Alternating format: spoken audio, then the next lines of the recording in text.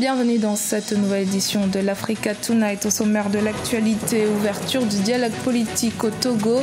Pouvoir et opposition se sont retrouvés ce lundi pour le début des discussions. Un dialogue très attendu pour tenter de sortir de la crise qui dure maintenant depuis plusieurs mois. Embellie économique au Gabon, l'État prévoit une croissance moyenne de 3,78% en 2018, caractérisée par la volonté des autorités de réduire la dépendance du pays aux hydrocarbures. Et puis les artistes nigériens recensés ont désormais un statut qui fixe les conditions de leur profession, approuvée par le gouvernement. Cette loi vise à faire de la culture un facteur de renforcement de l'identité de la cohésion.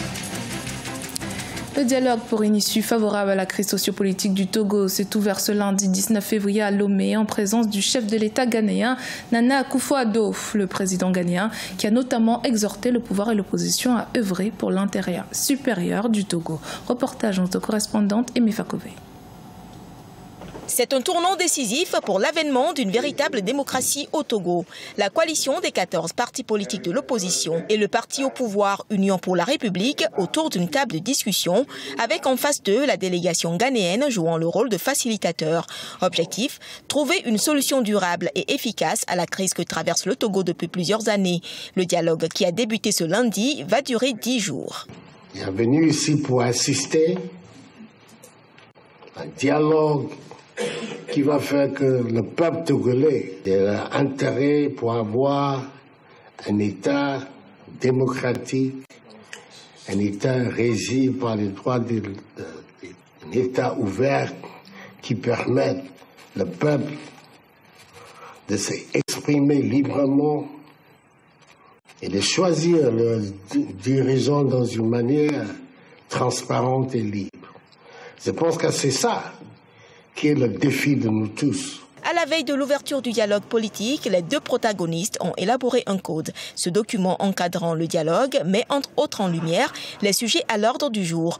On peut noter le rétablissement de la Constitution de 1992, l'organisation du référendum portant révision de la Constitution de 1992, la transition ou encore les réformes électorales. Nous souhaitons vivement que tout se fasse dans le respect de notre Constitution et dans le respect des institutions de la République. Nous sommes ouverts pour ces compromis, mais nous sommes fermes dans nos revendications, parce que nous savons ce que le peuple veut aujourd'hui. Nous y allons pour ne pas aller brader justement ces revendications des populations. Les protagonistes au dialogue se sont engagés à œuvrer pour l'intérêt supérieur de la nation. À ces pourparlers, pouvoir et opposition auront droit chacun à 7 sièges autour de la table de discussion. Les évêques catholiques de la République démocratique du Congo ont livré ce lundi 19 février les recommandations issues de leur assemblée générale tenue du 15 au 17 février à Kinshasa. Lors de cette assemblée, les évêques de la SENCO ont notamment examiné la situation sociopolitique qui prévaut dans le pays. Écoutons à ce propos l'abbé Donatien Cholet, secrétaire général de la SENCO. La SENCO réaffirme l'urgence d'aller aux élections en 2018 et demande avec insistance l'application intégrale et effective des dispositions en souffrance de l'accord de la Saint-Sylvestre, notamment le parachèvement des mesures de décrispation du climat politique, la redynamisation de la CENI, les dispositions relatives au Conseil supérieur de l'audiovisuel et de la communication, CESAC. Elle demande aux autorités compétentes d'annuler les édits interdisant les manifestations pacifiques, engager des poursuites judiciaires à l'encontre de ceux qui ont commis des actes délictueux à l'occasion des marches organisées par le Comité laïque de coordination, CLC, et prendre des dispositions appropriées pour encadrer les marches pacifiques comme cela se fait sous d'autres cieux. Arrêter les poursuites et les menaces à l'endroit des organisateurs des marches pacifiques qui n'ont fait qu'exercer leurs droits reconnus par la Constitution. Rendre crédible et effective l'autorité de l'État pour sauvegarder l'intégrité du territoire national, protéger les frontières et assurer la sécurité de la population ainsi que de ses biens. Bonne nouvelle pour l'économie gabonaise. En effet, les perspectives en 2018 sont plutôt optimistes. Une embellie due à l'accroissement de l'activité économique nationale dans l'ensemble des secteurs. Une reprise de l'activité qui pourra mener une croissance moyenne de 3,8% entre 2018 et 2020. Les précisions avec Nelly Ebessa. Le regain de l'activité économique au Gabon est caractérisé par sa détermination à réduire sa dépendance à l'égard des matières premières. Le pays a développé des performances dans le secteur primaire, notamment avec l'accroissement substantiel de l'agriculture de rente, dont une hausse d'activité évaluée à plus de 14% en 2018. Des mesures qui se concrétisent entre autres dans le partenariat public-privé avec la société Olam, dont le but est de promouvoir l'agriculture de subsistance et d'exportation en tant que relais de la croissance. Il y a tous les secteurs, parmi lesquels les plus importants, il y a le bois, l'agriculture. Nous estimons que ce sont des segments où nous avons déjà des avancées. Nous avons le partenariat avec Olam qui nous a permis de développer un grand pan du projet Graines. Et nous avons le bois qui est également aujourd'hui l'un des vecteurs de la zone économique de Coq. Nous avons le numérique, nous avons le tourisme, nous avons les mines. Et tous ces secteurs-là, et le tourisme, tous ces secteurs-là sont des secteurs qui peuvent permettre de relancer dans un délai très, très rapide la diversification de notre économie. Le développement du secteur secondaire connaîtrait lui aussi une hausse de 4,5%, soit plus de 1,5% qu'en 2017. Le dynamisme de l'industrie minière serait lié à la hausse de la commande publique, la croissance des industries agroalimentaires nouvellement installées, la transformation de l'huile de palme par Olam, ainsi qu'à l'aménagement de zones économiques spéciales et l'attraction d'investissements directs étrangers, entre autres. Nous avons un état des lieux qui s'inscrit dans un contexte économique assez difficile.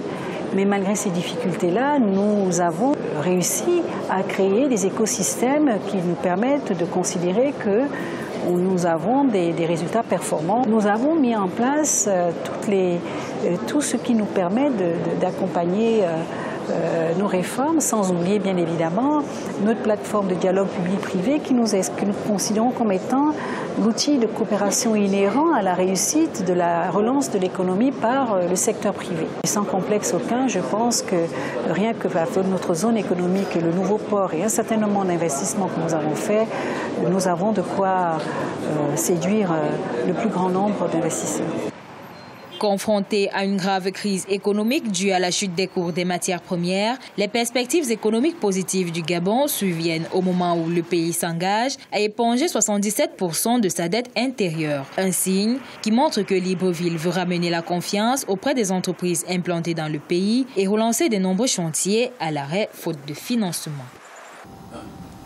C'est une victoire pour les acteurs de la culture nigérienne. Ils ont désormais leur statut qui fixe les conditions de leur profession. Le projet a été adopté le 16 février par le gouvernement qui a également approuvé un autre décret pour revoir les modalités de perception de la rémunération équitable pour copie privée. Les précisions dans ce reportage en correspondance à Doualizé Mokhtar. Au Niger, les artistes ont désormais un statut qui fixe les conditions de leur profession. C'est par décret pris en Conseil des ministres que le statut de l'artiste au Niger a été adopté. Pour le gouvernement nigérien, cette loi vise à faire de la culture un facteur de renforcement de l'identité, de la cohésion, mais aussi un outil de développement économique et social. Un ouf de soulagement pour les artistes nigériens après 8 ans de combat pour son adoption. Toutes ces années-là, nous étions dans l'informel, nous étions dans la non-reconnaissance. Parce que c'est ce que ça veut dire. Tout ce que nous faisons, c'est comme si c'est du bénévolat tacite qui ne dit pas son nom. C'est quelqu'un qui travaille à qui, au retour, il n'y est rien reconnu. Au Niger, les acteurs de la culture, notamment les artistes, participent dans une large mesure à la création de richesses et au développement économique, mais ne bénéficient pas d'un encadrement juridique suffisant pour canaliser, organiser et mieux rentabiliser leur activité professionnelle. C'est donc pour corriger cette insuffisance que les autorités ont adopté ce statut pour l'artiste nigérien. C'est une décision que nous attendons depuis longtemps et elle est arrivée, Dieu merci. Mais maintenant, l'appliquer et pour que tous les artistes puissent profiter. C'est ça le problème. Alors nous appelons à tous les artistes, que ce soit musiciens, artistes peintres, chanteurs, sculpteurs, cordonniers, tous les artistes du Niger, il faut qu'ils mettent la main dans la main pour que justement tous les artistes puissent bénéficier donc, du statut de l'artiste. Il ne faut pas que ce soit seulement un nom. En 2017, ils sont 1384 artistes nigériens recensés par le Bureau du droit d'auteur pour plus de 6000 œuvres produites. Par l'adoption de ce statut, les artistes nigériens, à l'instar de leurs collègues du continent, ont désormais des règles de déontologie auxquelles ils sont soumis.